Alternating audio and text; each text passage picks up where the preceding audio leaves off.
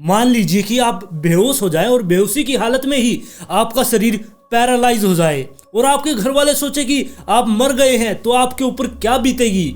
और यही सोच के आपके घर वाले आपको दफना दे, आपको जिंदा ही एक ताबूत के अंदर दफना दिया जाए, तो आप क्या करेंगे। आज की कहानी हमारी इसी से रिलेटेड है, जिसमें एक लड़की को जिंदा ही दफना दिया गया था। तो कौन थी वो लड़की और क्यों उसे जिंदा दफना दिया गया था? क्या वो जिंदा जब दफना दिया गया उसे, उसके बाद उसकी कब्र को भी तोड़ा गया, तब वो बच पाई या मर गई? इसके बारे में आज हम इस वीडियो में जानेंगे। नमस्कार दोस्तों, मैं हूं अंकित और आज मैं फिर से हाजिर हूं आप सब लोगों के लिए एक और क्राइम स्टोरी लेकर। अगर आप इस चैनल पर नए हैं तो चैनल को सब्सक्राइब कर लें, वीडियो पसंद आए तो लाइक एंड शेयर जरूर करें। तो चलिए चलते हैं आज के एक और इंटरेस्टिंग एपिसोड पर।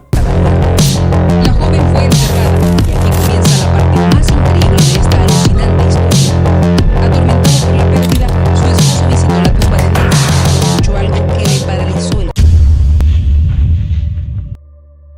इस दुनिया में बहुत से ऐसे देश हैं जो बिल्कुल ही गरीब हैं और उन्हीं गरीब देशों में से एक देश है होंडुरस नाम से। और उसी देश के एक शहर ला एंट्रेड में, उसे हम शहर नहीं कह सकते, वो एक छोटा सा टाउन है, बिल्कुल जैसे हमारे यहाँ गांव होते हैं। जो हमारे गांव है वो भी उस देश के उस टाउन से बहुत ज्यादा अच्छे होते हैं। वो इतना ज्यादा पिछड़ा हुआ देश था और वो टाउन बिल्कुल छोटा सा। और उसी छोटे से टाउन में एक नेसी नाम की लड़की रहा करती, जो कि अपने पति रूडी के साथ वहां पर रहा करती। इन दोनों ने 1-2 साल पहले लव मैरिज कर ली थी, जिसके बाद ये दोनों यहाँ पर बड़ी खुशी से इनके परिवार के साथ रहा करते। और फिर ऐसे ही धीरे धीरे टाइम बीतता जाता है और फिर टाइम आता है अगस्त 2015। और उस टाइम पर वहां पर बहुत ज्यादा गर्मी थी और रात का टाइम था और उनका छोटा सा टाउन, और उस छोटे से टाउन में उनका बिल्कुल एक छोटा सा घर था, जिस घर में उनके पूरा परिवार उस घर में रहा करता, उस छोटे से घर में। और वो रात को ऐसे सोया करते, मतलब कि सभी नीचे ही चादर बिछाकर नीचे ही सो जाया करते। अगस्त 2015 नेसी की आधी रात को पता नहीं क्यों अपने आप आंख खुल जाती है। नेसी को उस टाइम पर बाथरूम जाना था, इसलिए उसकी आंख खुल गई थी।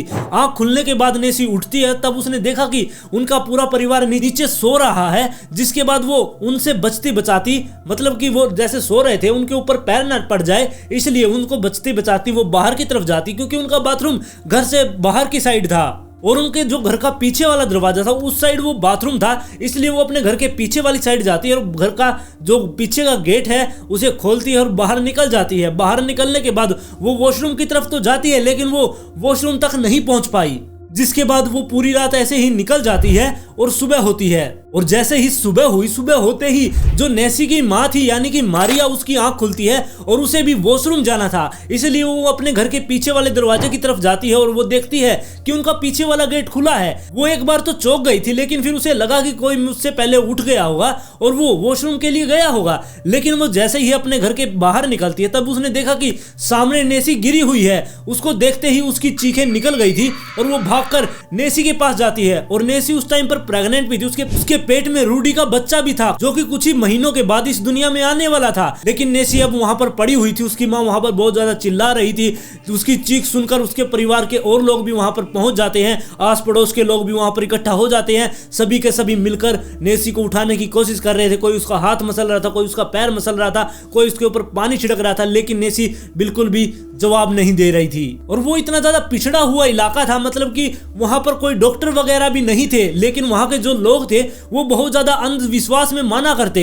उनका ये मानना हुआ करता कि अगर किसी को कुछ हो गया है तो उसके ऊपर किसी भूत ने या किसी साय ने उसको पकड़ लिया है, इसलिए वो झाड़ फूक में बहुत ज्यादा विश्वास किया करते। और इसी चीज का शिकार हुई नेसी भी। सबसे पहले उनके घर वालों ने एक प्रीस्ट को बुलाया और प्रीस्ट जब वहां पर आ गया, प्रीस्ट ने आके उसके ऊपर जादू टोना किया, उसके मुंह में पवित्र जल वगैरह डाला और वहां पर बहुत सारे मंत्र पढ़े, लेकिन फिर भी नेसी बिल्कुल हिल भी नहीं रही थी। जिसके बाद उनके घर वालों को उसकी बहुत ज्यादा चिंता होने लगी। उन्होंने प्रीस्ट से पूछा भी कि इसको क्या हुआ है, लेकिन उसके पास खुद के पास कोई जवाब होगा तभी तो वो उनको जवाब देगा। इसलिए प्रीस्ट वहां पर चुप रहा और काफी देर तक वो उसका इलाज करता रहा, लेकिन उससे कोई भी इलाज नहीं हो रहा था। जिसके बाद प्रीस्ट ने खुद ने ही उनसे कह दिया कि ये मेरे बस का काम नहीं है, आप ऐसा करिए कि किसी डॉक्टर को दिखा लीजिए। जिसके बाद उनके परिवार वाले नेसी को उठाते हैं और डॉक्टर के पास लेकर जाते हैं। डॉक्टर के पास ले जाने के बाद जब उसका चेकअप किया तो डॉक्टरों ने उसे थोड़ा ही चेक किया था, जिसके बाद डॉक्टरों ने उसे मृत घोषित कर दिया। और नेसी की मौत की खबर सुन के उनके पूरे परिवार में सन्नाटा छा गया। वहां पर चारों तरफ सभी लोग एकदम से सन्न रह गए थे। कि ऐसा क्या हो गया कि एकदम से नेसी की मौत हो गई। उन्होंने पूछा भी कि नेसी की मौत किस वजह से हुई है। उन डॉक्टरों को यह भी नहीं पता था कि उसकी मौत किस वजह से हुई है। उन्होंने कहा कि इसकी नेचुरल कारणों से मौत हो गई होगी या फिर इसको हार्ट अटैक वगैरह आ गया है। अब सबसे बड़ा सवाल यह है कि उसे 16 साल की उम्र में ही हार्ट अटैक आ गया। लेकिन वो डॉक्टर थे, डॉक्टर तो भगवान का रूप है, इसलिए वो सभी गांव वाले मान लेते हैं कि जरूर इसकी मौत नेचुरल कारणों से हो गई होगी।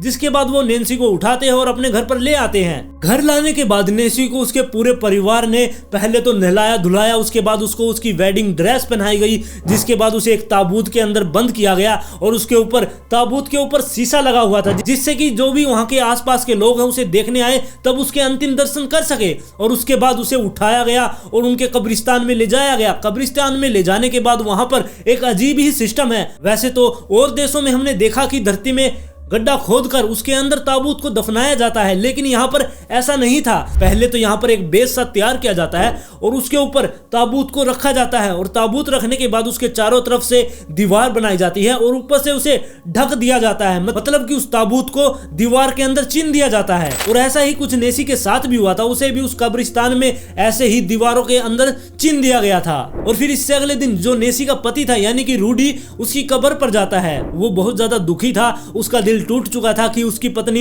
इतनी जल्दी उसे छोड़कर जा चुकी है। जिसके बाद वो उसकी कब्र पर जाकर वहां पर रोने लगता है। वो उसकी कब्र पर सर रख के रोए जा रहा था कि तभी उसे वहां पर कुछ आवाज सी सुनाई दी।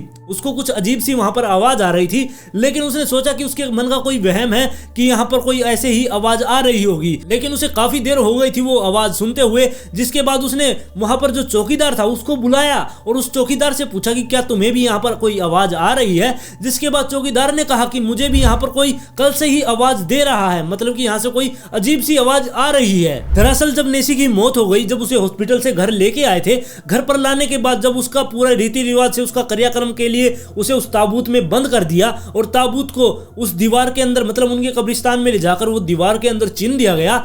लेकिन वो उस टाइम पर जिंदा थी। जी हाँ, नेसी उस टाइम पर जिंदा थी और उसकी हार्ट बीट बहुत कम थी। डॉक्टर की किसी लापरवाही की वजह से उसे जिंदा ही उस ताबूत में चिन दिया गया था। शायद हो सकता कि डॉक्टरों को उसकी हार्ट बीट समझ में नहीं आई या फिर उन डॉक्टरों की ही कोई लापरवाही थी जिसकी वजह से उन्होंने नेसी को डेथ घोषित कर दिया था। और नेसी को जब उस कब्रिस्तान में उस ताबूत के अंदर चिना गया था, चिनने के बाद कुछ टाइम बाद ही उसकी आंखें खुल गई थी, मतलब कि उसे होश आ गया था एकदम से। और होश आने के बाद उसने देखा कि वो कहां पर बंद है, उसके चारों तरफ अंधेरा ही अंधेरा है, उसके हाथ भी बिल्कुल सीधे थे और बड़ी मुश्किल से उसने अपने हाथों को अपनी छाती तक पहुंचाया और वो उस ताबूत को खटखटाने लगी। वो वहां पर चिल्ला रही थी और जोर जोर से उस ताबूत के शीशे पर अपने हाथ दे दे के मार रही थी। जिसके बाद उसे पता नहीं अचानक से उसका शीशा टूट गया था।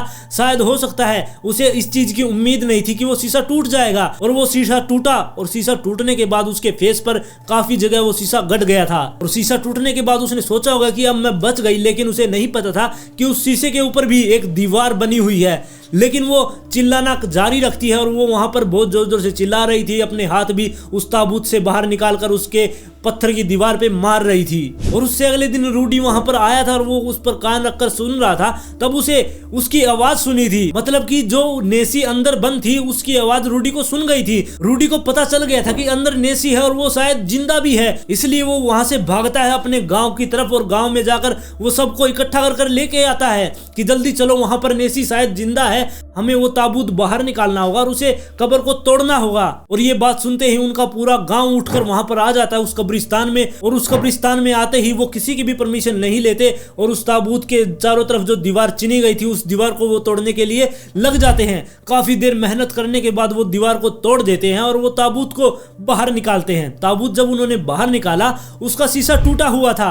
जिसके बाद उन्होंने देखा कि नेसी के शरीर में थोड़ी बहुत हलचल है। इसके बाद उन्होंने ज्यादा देर नहीं की, नेसी को उठाया और सीधे ही हॉस्पिटल लेकर पहुंचे। और हॉस्पिटल में ले जाने के बाद डॉक्टरों ने देखा कि नेसी यहाँ पर वापस आ गई है। उसे तो डॉक्टरों ने मृत घोषित कर दिया था, लेकिन उसे अब ये यहाँ पर क्यों लेकर आ रहे हैं। तब उसके परिवार वालों ने बताया कि ये अभी जिंदा है। जिसके बाद डॉक्टरों ने उसे चेक किया और उन्होंने सोचा कि उनसे कोई बहुत बड़ी गलती हो गई थी, उन्होंने जिंदा ही इस लड़की को मृत घोषित कर दिया था। जिसके बाद डॉक्टर उसे दोबारा चेक करते हैं, उसकी हार्ट बीट वगैरह चेक करते हैं, लेकिन अब बहुत देर हो चुकी थी, अब रियल में ही वो मर चुकी थी।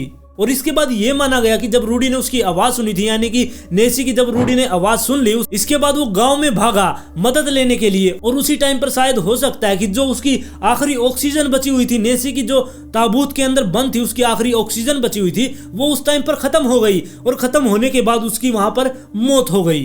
और जब मैंने इस केस के बारे में सुना और जब इसका एंड देखा कि उसकी दोबारा से भी मौत हो गई, तब मुझे बहुत ज्यादा झटका लगा कि उसकी दोबारा से भी मौत हो गई। या तो फिर उसे जिंदा होना ही नहीं था, मतलब कि अगर वो मर गई थी तो उसे जिंदा नहीं होना था, या फिर वो जिंदा थी तो उसके परिवार वालों को नहीं पता चलना चाहिए था कि वो उस कब्र के अंदर जिंदा है, क्योंकि अब उसका पूरा परिवार ये सोचेगा कि उनकी गलती की वजह से उनकी बेटी मारी गई। और इस स्टोरी में उन डॉक्टरों का भी पूरा हाथ है, मतलब कि उनकी भी पूरी गलती है जिन्होंने बिना कुछ देखे ही उसे मृत घोषित कर दिया। और आज की कहानी में बस इतना ही। आप लोग इस कहानी के बारे में अपनी राय मुझे कमेंट सेक्शन में जरूर देना। अगर आप इस चैनल पर नए हैं तो चैनल को सब्सक्राइब कर ले, वीडियो पसंद आए तो लाइक एंड शेयर जरूर करें।